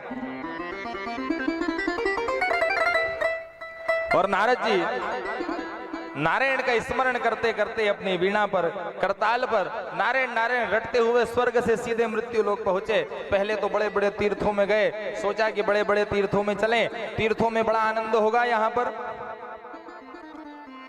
और जब नारद जी बड़े बड़े तीर्थों में जब जाकर के भ्रमण किया तो नारद वहां से संतुष्ट नहीं हो पाए, असंतुष्ट रहे। वहां देखा कि बड़े बड़े जो महात्मा, बड़े बड़े जो संत हैं, सब ऐसे नहीं होते हैं, लेकिन कुछ कुछ प्रवृत्तियां ऐसी हो जाती है। देखा कि बड़ा पाखंड फैला रखा है तीर्थों की जगह पर। तीर्थ में जाओ तो ऐसा लगता ही नहीं है कि तीर्थ में आए हैं, ऐसा पाखंड फैला हुआ है। नारद जी असंतुष्ट हो गए। सोचा कि गृहस्थियों के घर में जाकर के देखें, हो सकता है वहां आनंद हो। नारद जी फिर आपके हमारे जैसे गृहस्थियों के बीच में आए। यहां आकर के उन्होंने देखा तो यहां क्या देखा? तरुणी प्रभुता गेहे शाल को बुद्धिदायका। नारद जी ने देखा कि तरुणी अर्थात स्त्री, घर में परिवार में स्त्रियों का साम्राज्य हो गया। जैसा स्त्रियां घर में कहती है वैसे काम होते हैं। और शालको बुद्धिदायक, घर में यदि कोई बड़ा काम हो रहा है, बड़ा आयोजन हो रहा है, ब्याह शादी किसी के हो रहे हैं, तो घर में जो बड़े बुजुर्ग हैं उनसे ना पूछते हुए शालको बुद्धिदायक, साले साहब को राय देने के लिए, राय लेने के लिए बुलाया जाता है। जब नारद जी ने ये वाली स्थिति देखी तो मनी मन विचार किया कि गृहस्थियों के में यहाँ भी आनंद नहीं है, फिर देवता क्यों आना चाहते हैं। वहां से फिर अपनी वीणा उठाई और नारायण नारायण रटते हुए आकाश मार्ग से चले जा रहे हैं। और जैसे ही नारद जी श्रीधाम वृंदावन के ऊपर से आकाश मार्ग से गुजर रहे थे और यमुना महारानी के किनारे, यमुना जी के किनारे नारद की दृष्टि पड़ी। वहां देखा बड़ी संख्या में स्त्रियां बैठी हुई हैं। एक स्त्री बीच में बैठी है, दो बूढ़े आदमी दोनों साइड उसके लेटे हुए हैं और बहुत सारी स्त्रियां उसकी सेवा में लगी हुई है। नारद जी को बड़ा आश्चर्य हुआ देख करके कि ये क्या हो रहा है। और नारद जी चले जा रहे हैं आकाश मंडल से और वो उन इतनी सारी स्त्रियों के बीच में जो मध्य बैठी हैं उनका नाम है भक्ति देवी। भक्ति देवी की जैसे ही दृष्टि पड़ी नारद के ऊपर और वहीं पे खड़े होकर के दोनों हाथ उठा करके नारद जी को निवेदन किया, हे प्रभु, हे महात्मन, हे साधु, भो भो साधु क्षणम तिष्ठा। कहा, बोले महाराज एक क्षण के लिए रुक जाइए। जैसे निवेदन किया नारद जी तुरंत आए। पूछा, बोले देवी क्या बात है, तुम कौन हो और इतनी सारी जो स्त्रियां तुम्हारी सेवा में लगी हैं ये सब कौन है। उस स्त्री ने जवाब दिया, हाथ जोड़ करके खड़ी, कहा, बोले महाराज मेरा नाम भक्ति है और ये जितनी भी जो स्त्रियां हैं ये सब गंगा यमुना इत्यादि महानदियां हैं जो स्त्री स्वरूप में आकर के मेरी सेवा कर रही है। कारण भक्ति महारानी ने कहा, बोले महाराज ये जो बूढ़े लोग जो दो लेटे हुए हैं ये मेरे पुत्र हैं और समय से पहले इनको बुढ़ापा आ गया, वयोवृद्ध हो गए, बूढ़े हो गए, बस ये जीवन में सबसे बड़ा संकट है। तो आप कुछ कृपा कीजिए। मैं जानती हूं जीवन में कैसी भी कोई परेशानी हो, कोई संकट आ जाए, कोई बहुत बड़ी विपत्ति हमारे जीवन में आ जाए और अचानक यदि कोई संत, कोई सच्चे सद्गुरु यदि हमको मिल जाए तो मान लेना कि वो विपत्ति, वो संकट, उसको टलने में अब ज्यादा समय नहीं लगेगा। तो भक्ति ये जानती है कि संत यदि मिल गए तो हो सकता है कि मेरा कुछ कल्याण हो जाए। निवेदन किया, बोले महाराज ये दोनों मेरे पुत्र हैं और जब से मैं श्रीधाम वृंदावन आई हूँ, अभी तो इससे पहले तो वो ये युवा अवस्था में थे और जैसे वृंदावन आई तो ये बूढ़े हो गए। उनका नाम है ज्ञान और वैराग्य, क्योंकि श्रीधाम वृंदावन की भूमि ऐसी भूमि है जहां ना तो ज्ञान और ना वैराग्य, इनके दर्शन आपको कम होंगे। ज्ञानी लोग कम मिलेंगे और वैरागी कम मिलेंगे, लेकिन भक्ति तो वहां तरुणी है, युवा अवस्था में है। नित्य निरंतर 24 घंटे कन्हैया वहां की गलियों में नित्य भ्रमण करते रहते हैं। कभी श्रीधाम वृंदावन जो लोग गए हैं वो कभी देखना वहां भक्ति 24 घंटे नृत्य कर रही है। श्रीधाम वृंदावन की भूमि जैसे ही वहां भक्ति पहुंची तो वो तरुणी हो गई, युवा अवस्था में आ गई और ज्ञान और वैराग्य दोनों बूढ़े हो गए। नारद जी से निवेदन किया, बोले महाराज आप ऐसी कोई कृपा कीजिए कि वापस से युवा हो जाए। बार बार निवेदन करने पर नारद जी ने क्या किया, वेद वेदांत सुनाए, वेदों के पाठ उनको सुनाने लगे, और जब वेद मंत्र उनके कानों में जाने लगे तो उनको धीरे धीरे धीरे धीरे चेतना आने लगी, चैतन्य होने लगे। लेकिन हुआ क्या कि वेद मंत्र जब तक चल रहे हैं तब तक तो वो चैतन्य है, जैसे ही बंद हुए फिर मूर्छा खा करके जमीन पर गिर जाते हैं। गीता पाठम मुहुर्मुहुः, गीता पाठ सुनाए, एक बार नहीं बार बार गीता पाठ उनको सुनाए, लेकिन जब तक गीता पाठ का प्रभाव रहे तब तक तो चैतन्य। और फिर वापस आकाशवाणी हुई। नारद जी जब परेशान हो गए, आकाशवाणी ने कहा, बोले नारद कोई सत्कर्म करो, सत्कर्म करने से इनको चेतना प्राप्त हो सकती है। नारद जी सत्कर्म की राह पर निकले, सत्कर्म को खोजने निकले कि सत्कर्म होता क्या है। बड़े बड़े संतों के पास, बड़े बड़े महात्माओं के पास गए, जाकर के पूछा, बोले भैया सत्कर्म क्या होता है, किसी को पता हो तो बताओ। और जब सभी जगह भ्रमण कर लिया, नारद जी कहीं से संतुष्ट नहीं हुए, तो सीधे बद्री का आश्रम पहुंचे। मन में विचार किया कि अब तो मैं बद्री विशाल जाकर के वहां भगवान से निवेदन करूंगा, भगवान की तपस्या करूंगा, और उस तपस्या से भगवान को प्रकट करके और भगवान से ही पूछूंगा कि कोई सत्कर्म बताइए, सत्कर्म क्या होता है। नारद जी बद्री का आश्रम पहुंचे और ब्रह्मा जी के मानस पुत्र और नारद जी के भाई सनत कुमार जी, ये 5 वर्ष से कभी बड़े नहीं होते हैं। सनत कुमार आज भी हैं, बद्री का आश्रम में आज भी वो निवास करते हैं, और 5 साल से बड़े होते ही नहीं है, उनकी उम्र ही 5 साल है बस। जब नारद वहां पहुंचे तो सनत कुमारों से मुलाकात हुई। सनत कुमारों ने जब नारद जी को देखा, नारद जी के आज मुखमंडल की लावण्यता समाप्त थी, जो चैतन्यता उनके मुखमंडल पर रहती थी वो नजर नहीं आ रही, चिंता नजर आ रही। और ये 5 साल से बड़े नहीं होते हैं और इतनी चैतन्य अवस्था में रहते हैं जिसकी कोई सीमा नहीं है, क्योंकि सनत कुमारों का एक नियम है। सनत कुमारों का, चारों भाइयों का एक नियम है कि नित्य प्रति कथा सुनना। भगवान की कथा को या तो सुनना, कोई सुनने वाला मिलता तो उसको सुनाने लग जाते, और कोई सुनाने वाला मिलता तो चारों भैया नीचे बैठ करके और कथा सुनते। ये उनका नियम है और आज भी नियम है।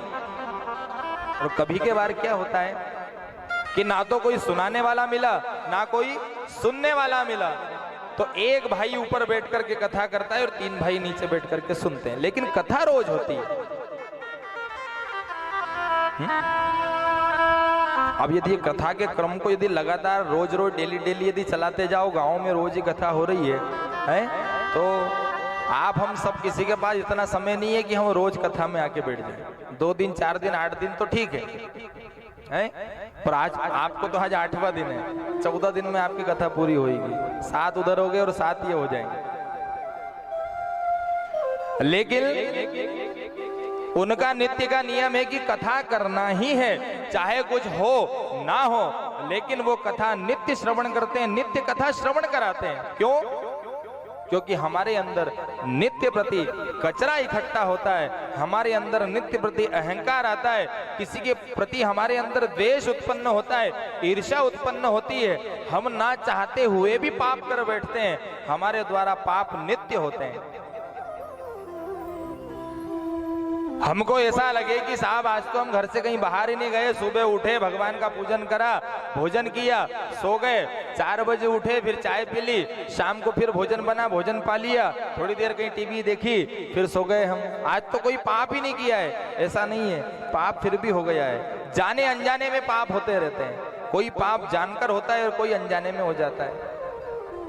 आप यदि 10 कदम चल भी लिए, कोई जीव जंतु या आपके पैर के नीचे आकर के मर गया तो वो भी एक अनजाने का पाप हो गया, लेकिन पाप तो हुआ ना। तो कचरा हमारे अंदर नित्य प्रति, ये पाप रूपी कचरा नित्य हमारे अंदर इकट्ठा हो रहा है, और इस कचरे को साफ करने के लिए एकमात्र उपाय है भगवान की कथा, भगवान का सत्संग।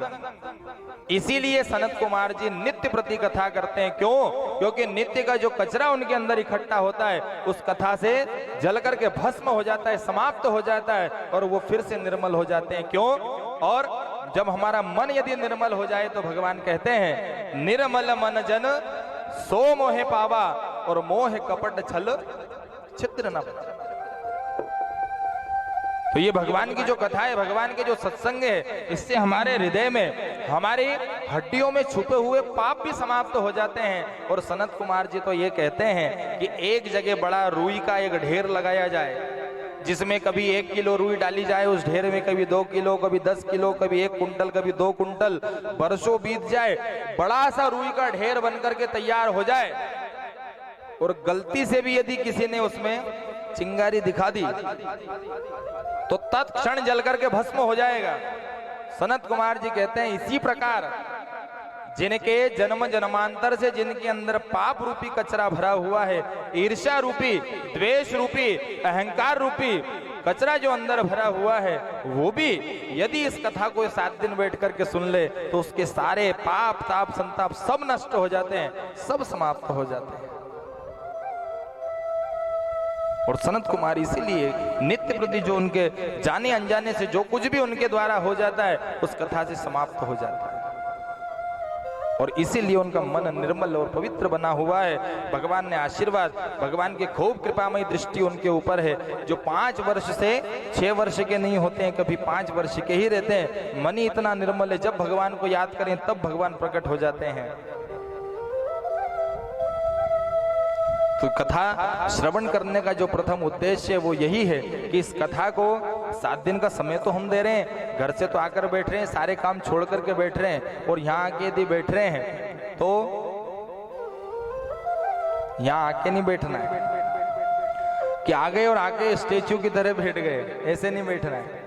यहाँ आओ ना तो यहाँ कथा को अपने अंदर बिठाना है। कथा में मत बैठो, कथा को अपने अंदर बिठाओ, और कथा जिस दिन अंदर बैठ गई उस दिन हमारा भी मन निर्मल हो जाएगा, और जिस दिन मन निर्मल हो गया उस दिन ये टेढ़ी टांग वाला आकर के यहाँ चिपक जाएगा। और भगवान कहते हैं कि एक बार यदि मैं किसी के हृदय में आकर के चिपक जाऊं तो आप लाख प्रयास करना निकाल के फेंकने के, फिर नहीं जाऊंगा, एक बार बुला लो बस। ये हमने आंगन नहीं बुहारा, तो जिस प्रकार हम घर की साफ सफाई करते हैं, माताएं विशेष ध्यान दें। घर की यदि झाड़ू, आपको यदि घर से कहीं बाहर जाना है, 8-15 दिन के लिए आप घर गए, सारे खिड़की दरवाजे वेंटिलेशन सब बंद है, पूरा घर पैक कर दो आप, है ना। आप कहीं ब्याह शादी में गए, पूरा घर आप दरवाजा गेट वेंटिलेशन सब बंद करके गए, सब बंद था, लेकिन 8 दिन बाद जब आप घर लौट करके आओगे, जैसे ताला खोलोगे और गेट खोल करके जैसे अंदर जाओगे तो आपके धूल के ऊपर पैर बनना शुरू हो जाएंगे, धूल आकर के जम जाएगी। क्यों जमी? अरे दरवाजा भी बंद था, वेंटिलेशन भी सब बंद थी, खिड़कियां भी बंद थी, सब बंद था, फिर धूल कहां से आ गई? बस ऐसे सिस्टम हमारे अंदर है कि हमने सब कर रखा है, लेकिन फिर भी कहीं जाने अनजाने में हमारे द्वारा कोई पाप हो ही जाते हैं, और वो धूल हमारे अंदर जा जा करके थोड़ी थोड़ी जम रही है। और जिस प्रकार माताएं सबसे पहले सुबह उठ करके, माताओं का नियम होता है, अब यहाँ क्या नियम है ये तो हम जानते नहीं है, वैसे यही होना चाहिए यहाँ भी, कि सबसे पहले माताएं जब घर में उठती है तो सबसे पहले हाथ में उठाती है झाड़ू। क्यों? एक बार घर की साफ सफाई हो जाए, घर का एक बार फटका लग जाए, फिर दूसरा काम, है ना। क्यों लगा रहे हो झाड़ू? मत लगाओ, 2-4 दिन में एक बार लगा लिया करो। तो जिस प्रकार हमारे घर के झाड़ू नित्य प्रति और दिन में 3 बार 4 बार लगता है, क्यों? क्योंकि हम वहां रहते हैं, वो हमारा घर है, हम गंदगी में नहीं रह सकते। 8-15 दिन, महीने 2 महीने झाड़ू नहीं लगाओ तो घर में घूड़ा जमा हो जाए, है ना। तो हम हमारे घर में, इस घर में रहते हैं, इसलिए उसको रोज स्वच्छ करते हैं, उसको पवित्र करते हैं, झाड़ू लगाते हैं, पोछा लगाते हैं। वैसे ही ये जो हमारा हृदय है, हमारी जो आत्मा है, ये भगवान नारायण का घर है, और जिस प्रकार हम हमारे घर की साफ सफाई करते हैं, वैसे ही भगवान के घर की भी थोड़ी थोड़ी सफाई रोज करते रहिया करो। और जिस दिन पूर्ण सफाई हो गई कि हाँ साहब आज कुछ चकाचक है, पोछा भी फिनाइल से लगा रखा है, बस उस दिन आकर के वो चिपक जाएगा। फिर ये हमारा रहने का घर है, हमारी व्यवस्था है, और उनकी व्यवस्था ये है, वो किसी के घर बंगले मकान में नहीं रहते हैं, उनका बंगला यही है बस। तो हमने आंगन नहीं बुहारा, ये वाला, इसकी बात नहीं। चंचल मन को नहीं सवारा, वो कैसे आएंगे भगवान, कैसे आएंगे भगवान, वो कैसे आएंगे भगवान, कैसे आएंगे भगवान, वो कैसे आएंगे भगवान, कैसे आएंगे भगवान, वो कैसे आएंगे भगवान, कैसे आएंगे भगवान। तुमने आंगन नहीं बुहारा, तुमने आंगन नहीं बुहारा, चंचल मन को नहीं सवारा, चंचल मन को नहीं सवारा, कैसे आएंगे भगवान, कैसे आएंगे भगवान, वो कैसे आएंगे भगवान, कैसे आएंगे भगवान। ये जो भगवान की कथा है, भगवान आनंद कंद की जो कथा है, इस कथा को श्रवण करने से मन की सफाई तो होती है, लेकिन जो हमारा मन भटकता है ना, मन की जो गति है उतनी गति किसी की नहीं है। अभी आप यहाँ बैठे हो, अभी आप लोहरदा बस स्टैंड का ध्यान लगाओ, 1 सेकंड में मन वहां पहुंच जाएगा, सोचते ही पहुंच जाएगा। यदि आप कहीं मथुरा वृंदावन या 4 धाम की यात्रा करने गए हो, अभी आप यहाँ कुर्सी पे बैठे बैठे ध्यान लगाओ, अभी जगन्नाथ भगवान का भी दिखने लग जाएंगे, 1 सेकंड में मन वहां पहुंचेगा। आप यहीं से अभी मन के द्वारा द्वारिका पहुंच जाओ, 1 सेकंड में आप द्वारिका के दर्शन कर लेंगे। तो ये मन की गति होती है, और मन हमारा भटकता रहता है। और जब माला करने बैठो ना, भगवान की पूजा करने बैठो, जब कभी जो फुर्सत के समय में जो बात याद नहीं आई हो, वो माला करते समय आती है। वो माला में मन ही नहीं लगने देगा, मन लग जाए तो ये नहीं मिल जाए फिर। तो मन को भी वश में करने का एकमात्र संसार में उपाय है कि भगवान के नाम रूपी, भगवान के कीर्तन रूपी कोड़े, भगवान के नाम रूपी छड़ी उस मन के ऊपर बार बार बार बार बार बार बार बार पड़ती रहे, तो एक दिन अपने आप फिर वो मन भी। चंचल मन को नहीं सवारा, चंचल मन को नहीं सवारा, चंचल मन को नहीं सवारा, चंचल मन को नहीं सवारा, कैसे आएंगे भगवान, कैसे आएंगे भगवान, कैसे आएंगे भगवान, कैसे आएंगे भगवान, कैसे आएंगे भगवान, कैसे आएंगे भगवान। बड़े भाव से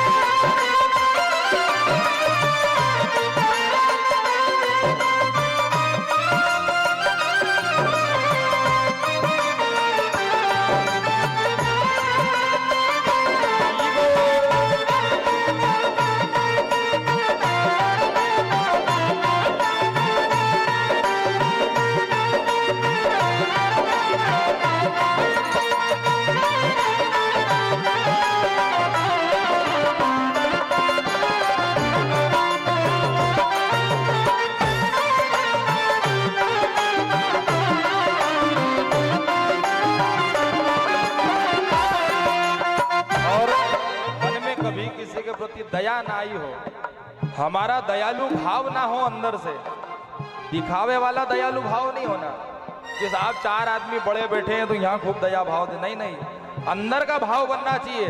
किसी गरीब के ऊपर, किसी लाचार के ऊपर, किसी फुटपाथ पर बैठे हुए के ऊपर यदि मन में यदि दया आ जाए तो समझ लेना कि मन आपका निर्मल हो गया है और कहीं ना कहीं आप भगवान के सन्मार्ग पे, भगवान की तरफ आगे बढ़ते चले जा रहे हो। हृदय तुम्हारा पिघल न पाया जब देखा दुखियारा, हृदय तुम्हारा पिघल न पाया जब देखा दुखियारा, हृदय तुम्हारा पिघल न पाया जब देखा दुखियारा, हृदय तुम्हारा पिघल न पाया जब देखा दुखियारा, किसी पंथ भूखे ने तुमसे पाया नहीं सहारा, किसी पंख भूले ने तुमसे आया नहीं सहारा, आंगन चौबारा अंधियारा, आंगन चौबारा अंधियारा, आंगन चौबारा अंधियारा,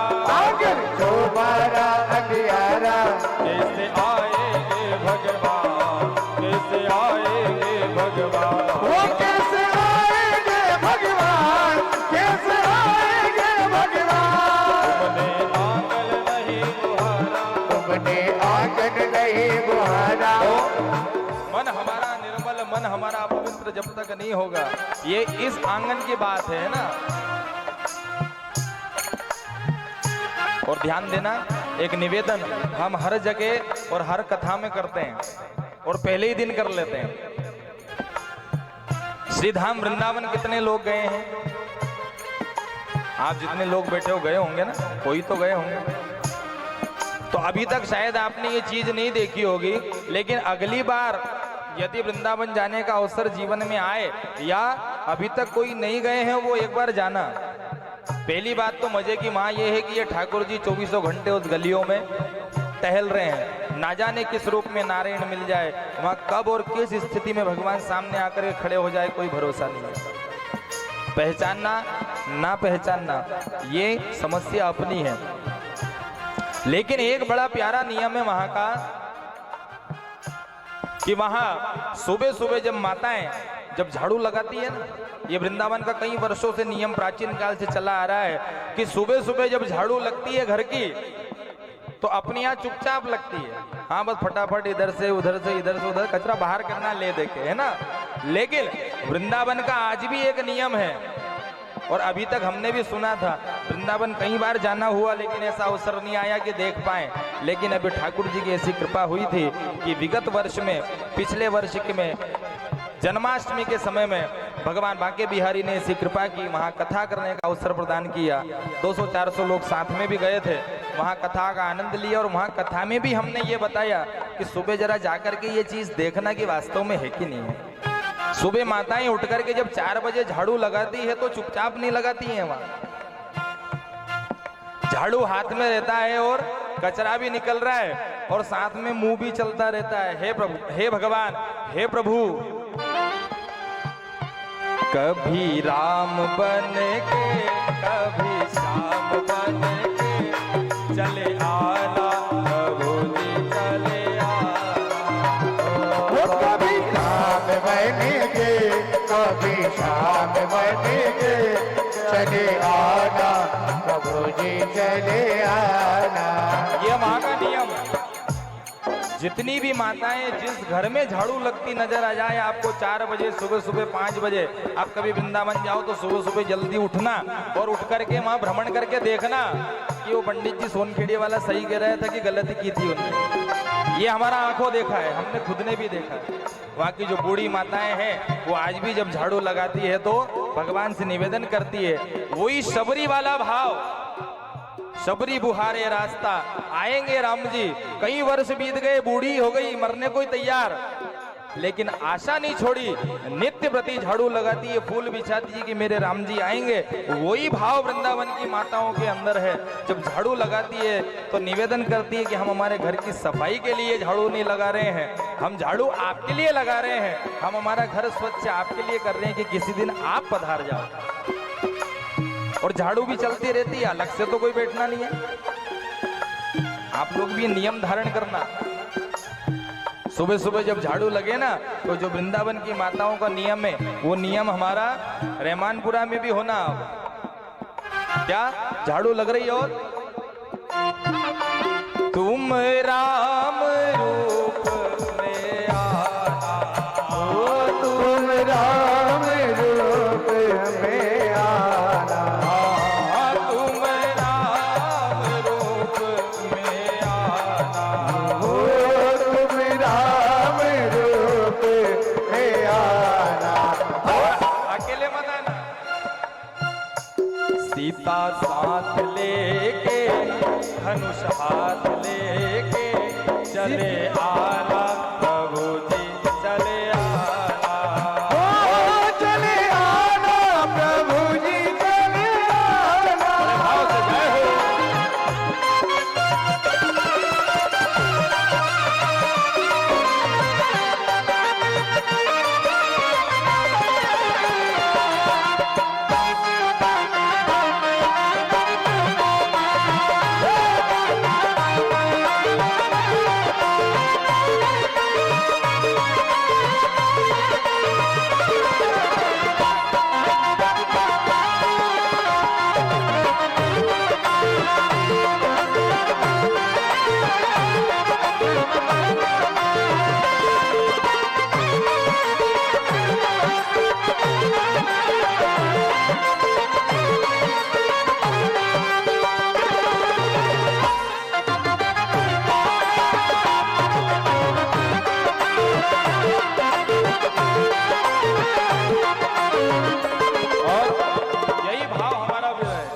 नित्य प्रति झाड़ू तो हर घर में लगती है, लेकिन ये क्या है, कुछ छोटे छोटे नियम है ना। टोटके करने से अच्छा है कि नियम किए जाएं, है ना। भाव गलत मत लेना, कोई भी टोटका करने से अच्छा है नियम किए जाए। और कहीं कहीं छोटे छोटे नियम एक दिन बड़ा स्वरूप रख लेते हैं। और आप करके देखना, महीने भर भी आपने यदि नियम से ये काम कर लिया ना, रोज झाड़ू लगाते और पूरे भाव से कि ये झाड़ू आपके लिए लग रही है, आपके लिए साफ सफाई हो रही है, किसी दिन पधार जाओ। है?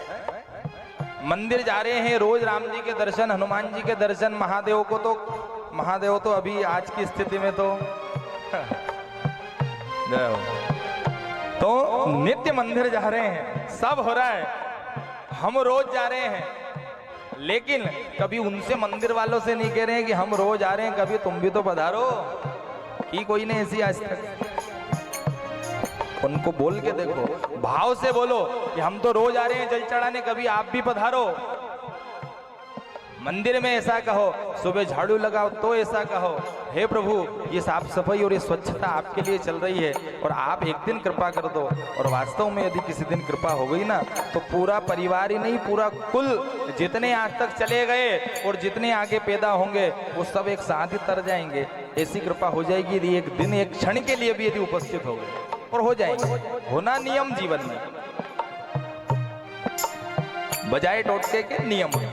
तो यही निवेदन करो कि हे कन्हैया, हम आपकी ये कथा जो रसस्वादन कर रहे हैं, कथा हम जो श्रवण कर रहे हैं, इससे हमारा मन निर्मल हो जाए, हमारी आत्मा पवित्र हो जाए, हमारी बुद्धि पवित्र हो जाए, शुद्ध हो जाए, और हमारा ये नियम बन जाए रोज, तुम कृष्ण रूप में आना, तुम कृष्ण रूप में आना, ओ तुम कृष्ण रूप में आना, ओ तुम कृष्ण रूप में आना।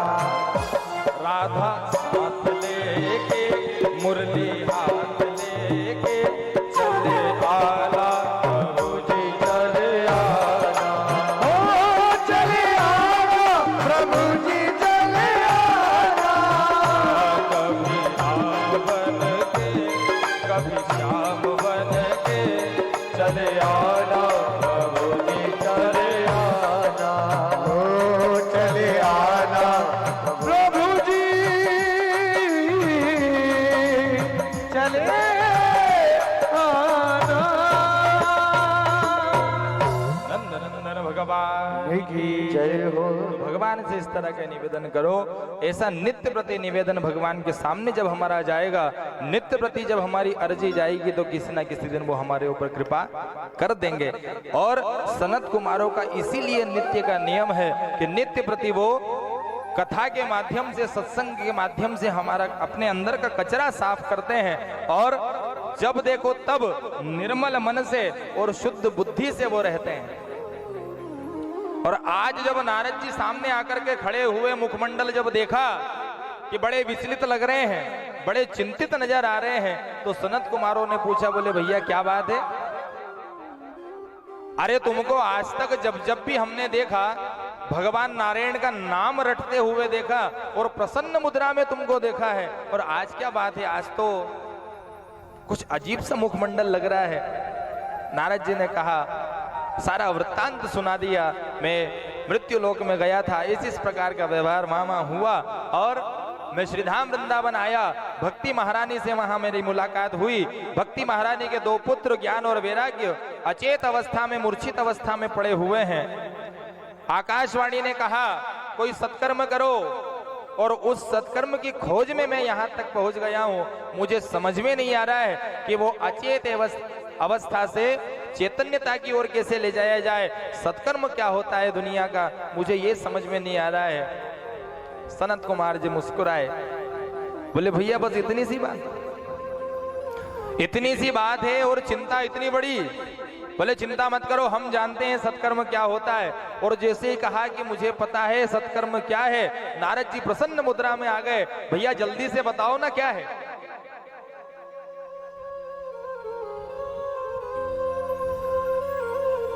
सनत कुमारों ने कहा, बोले वो जो अचेत अवस्था में पड़े हुए हैं उनको यदि श्रीमद् भागवत की कथा यदि सुना दी जाए तो वो चाहे अचेत अवस्था में पड़े हैं, लेकिन भागवत की कथा के माध्यम से जब कथा उनके कर्णों में पहुंचेगी तो अपने आप वो चैतन्यता को प्रदान हो जाएंगे और फिर से वो युवा अवस्था में आ जाएंगे। नारद जी फिर से चिंतित हो गए। अरे बोले भैया ये भी कोई सत्कर्म है? मैंने उनको वेद वेदांत सुना दिए, वेदों का सार ही है श्रीमद् भागवत, है ना। 4 वेद हैं और उन वेदों का सार है श्रीमद् भागवत। कहा, बोले वेदों का सार ही श्रीमद् भागवत है, मैंने तो उनको वेद सुनाए हैं, वेदों से कुछ नहीं हुआ तो ये भागवत क्या कर लेगी? भागवत से कैसे उनका कल्याण होगा? सनत कुमार जी ने कहा, बोले हाँ भैया ये वेदों का ही सार है, लेकिन ये काम थोड़ा सा अलग करती है। अनेक प्रकार के उदाहरण देकर के समझाया।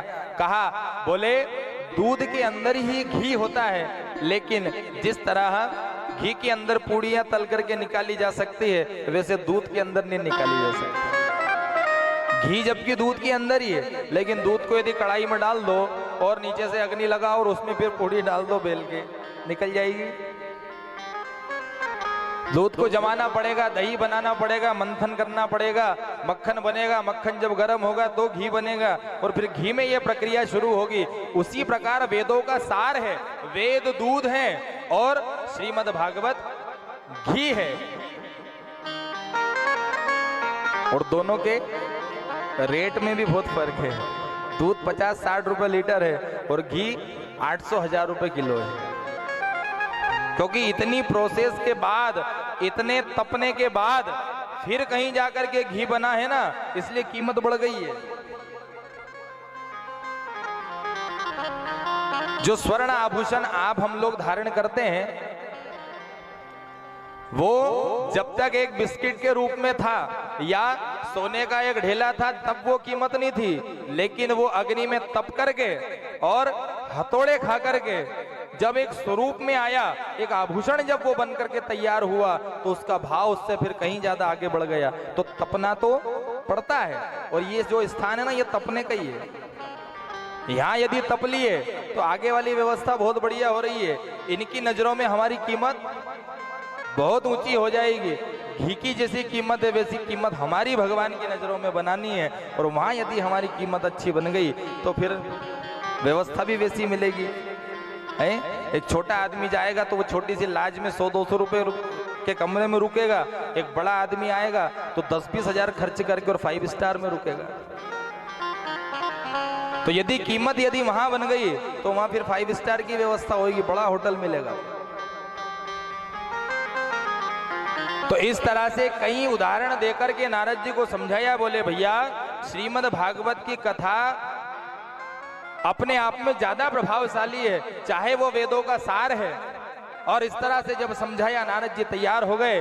कहा, बोले वो तो यमुना के किनारे वृंदावन में है। तो यहाँ पर सनत कुमारों ने एक बात फिर कही कि आप संकल्प उनके नाम का करके और भागवत यदि आपने भी सुन ली तो भी उनको फल मिल जाएगा। ये कथा है। अब जैसे ये आयोजन हो रहा है, ये पटेल साहब की स्मृति में आयोजन हो रहा है, संकल्प में इनकी स्मृति में कथा का आयोजन बोल करके संकल्प कराया गया है। तो ये जो कथा का जो पुण्य है वो सब उनकी व्यवस्था में, उनकी स्मृति में जा रहा है। ये विधान है श्रीमद् भागवत कि कोई दूसरा भी संकल्प करके इसको हमारे लिए सुन ले तो फायदा हमको लग जाता है। यमुना के किनारे ज्ञान वैराग्य लेटे हुए हैं और सनत कुमारों के द्वारा गंगा के किनारे कथा की गई थी। वहां से बद्रिका आश्रम से थोड़े नीचे उतरे, आनंद नाम के एक गंगा के तट पर पहुंचे और वहां व्यवस्था जमाई कथा की। और दिव्य पांडाल ऐसी तो कोई उस समय व्यवस्था थी नहीं, वहीं वृक्षों के नीचे बैठ गए। नारद जी महाराज प्रधान श्रोता बनकर के संकल्पित कथा को ज्ञान वैराग्य के लिए सुन रहे हैं और सनत कुमार जी कथा का वर्णन कर रहे हैं, रसस्वादन करा रहे हैं। पहले दिन की कथा का समापन हुआ, विश्राम हुआ, दूसरे दिन की कथा का विश्राम हुआ, तीसरे दिन की कथा का विश्राम हुआ। ऐसे धीरे धीरे धीरे धीरे जब 7 दिन की कथा पूर्ण हो गई तो यहाँ नारद जी ज्ञान वैराग्य के लिए कथा श्रवण कर रहे थे। जैसे ही कथा पूर्ण हुई वहाँ ज्ञान और वैराग्य दोनों युवा अवस्था में आ गए, चैतन्य अवस्था में आ गए और अपनी माता भक्ति के साथ में दोनों ज्ञान और वैराग्य उसी कथा के पंडाल में गंगा के किनारे आ पहुंचे। जब नारद जी ने देखा बड़ा आश्चर्य किया कि भागवत की कथा ये भी कर सकती है। भागवत की कथा के प्रभाव से ये आज जो कथा हम श्रवण कर रहे हैं ना, ये महात्मा की कथा है कि इस कथा को सुनने से होता क्या है, ये वही विषय चल रहा है कि इस कथा को श्रवण करने से हर स्थिति में कल्याण ही होता है। तो ज्ञान और वैराग्य इस कथा को सुनकर के चैतन्यता को प्राप्त हो गए। अपनी माता भक्ति के साथ में आकर के उस पंडाल में पहुंचे और छम छमा करके सारे भक्तों के बीच में, जहां हजारों की तादाद में ऋषि मुनि महात्मा नगर के आसपास के रहने वाले लोग उस पंडाल में विराजमान थे, और उसी पंडाल में आकर के भक्ति महारानी अपने दोनों पुत्रों को साथ में लेकर के छम छमा करके नृत्य करने लगी, भगवत नाम संकीर्तन करने लगी। श्री कृष्ण गोविंद हरे मुरारे, हे नाथ नारायण वासुदेवा। श्री कृष्ण गोविंद हरे मुरारे, हे नाथ नारायण वासुदेवा। ओ हे नाथ नारायण वासुदेवा, हे नाथ नारायण वासुदेवा। हे नाथ नारायण वासुदेवा, हे नाथ नारायण वासुदेवा।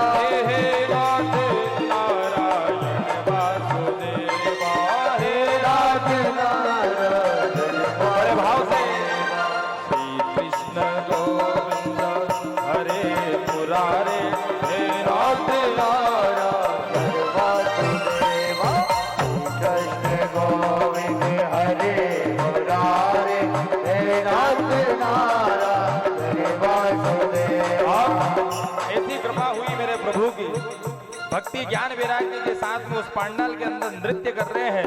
नमो भगवते वासुदेवाय, श्री कृष्ण गोविंद हरे मुरारे, हे नाथ नारायण वासुदेवा जप करते हुए नृत्य कर रहे हैं। और मेरे प्रभु ने, गोविंद ने ऐसी कृपा की कि मेरे भगवान चतुर्भुज रूप में उसी पंडाल में आकर के प्रकट हो गए। और जब भगवान प्रकट हुए तो हे नाथ नारायण वासुदेवा, हे नाथ नारायण वासुदेवा। हे नाथ नारायण वासुदेवा, हे नाथ नारायण वासुदेवा। हे नाथ नारायण वासुदेवा, हे नाथ नारायण। बड़े भाव से दोनों हाथ उठा के श्री कृष्ण गोविंद हरे मुरारे, हे नाथ नारायण वासुदेवा। श्री कृष्ण गोविंद हरे मुरारे, हे नाथ नारायण वासुदेवा। देखो कथा का एक नियम है ना? कथा का नियम ये है कि एक तो हम भगवान के सामने जब पंडाल में आए ना, कोई भी हमसे ज्येष्ठ श्रेष्ठ यदि है, बड़ा व्यक्ति यदि कोई है, और हम जब वहां पहुंचे तो पहली चीज तो ये है कि मर्यादा में बैठा जाए पंडाल में, क्योंकि भगवान सामने विराजमान है। दूसरा, जब भगवान की कथाओं में जब कीर्तन हो ना तो मुंह से बोलना चाहिए, जितना हमको समझ में आए उतना ही बोलो।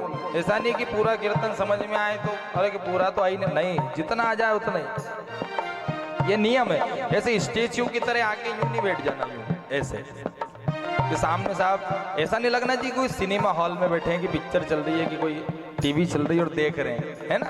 कथा में बैठो, पूरी मस्ती में बैठो। पड़ोसी का भी ध्यान मत रखो कि पड़ोसी ताली बजा रहा है कि नहीं बजा रहा है, गा रहा है कि नहीं गा रहा है। हमको तो आनंद लेना है, क्योंकि ये विषय आनंद का ही है और ये कम समय का है। 7 दिन अभी पलक झपकते निकल जाएंगे, पता ही नहीं चलेगा। एक दिन तो गया, 6 ही बचे हैं। तो कथा में बैठो तो कीर्तन, हमारी जीवान हिलनी चाहिए और ताली बजना चाहिए कीर्तन में, है ना? ताली बजाने से हमारे पाप बाहर आते हैं। है ना। ताली बजाने के वैसे स्वास्थ्य के लिए भी बहुत सारे लाभ हैं, लेकिन सबसे बड़ा लाभ ये कि जब कीर्तन में ताली बजती है ना तो हमारे पाप बाहर निकलते हैं। अब किसी ने पूछ लिया, बोले महाराज पाप, ताली बजाने से पाप तो बाहर निकल जाते हैं, लेकिन पाप जाते कहाँ हैं? बाहर निकल के कहाँ जाते हैं? तो जवाब दिया, बोले जो ताली नहीं बजाता है उसके। तो देखना, यहाँ आओ तो पुण्य कमाने आना, पता चले शाम उधर से तो घर से तो खाली आए और इधर से पाप भर ले गए। स्टेच्यू की तरह नहीं बैठना, हाथ बांध के, हाथ खोल के बैठो आनंद से। हे नाथी नारायण वासुदेवा, हे नाथ नारायण वासुदेवा, हे नाथ नारायण वासुदेवा, हे नाथ नारायण वासुदेवा,